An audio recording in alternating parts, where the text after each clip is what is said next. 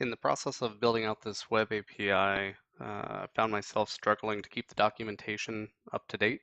And I found that with ASP.NET Web API, there are tools out there to help automate the documentation process. And so we're looking at one of them called Swagger, and I just want to walk through it. So the project now has an endpoint here just called /swagger. And this will show all of the controllers and the different commands that are available.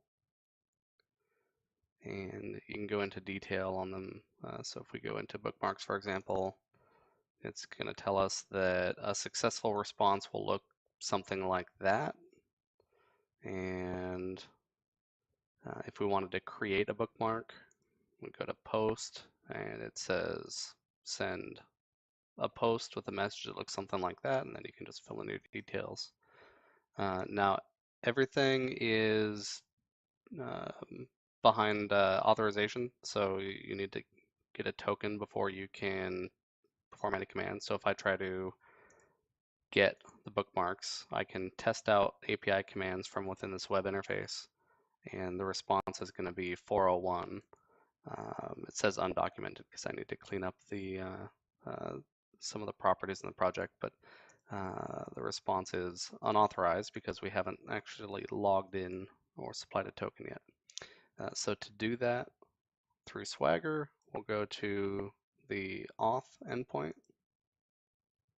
click try it out. We'll put in our username and password.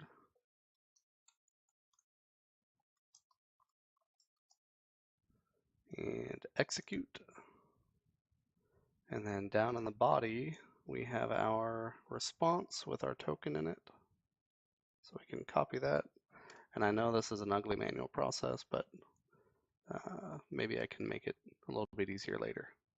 So with that token copied, I can go to authorize up top and type in bearer because it's a bearer token, and then our token here. So that's what it should look like. Authorize. I don't know how it validates whether you're logged in or logged out, but it should say, it should look like it's logged in there. And then we can hit close. And now you'll notice all of the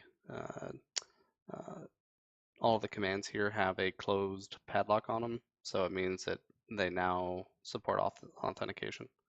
So if we go down to bookmarks, for example, and execute, we now got a response with our test bookmark.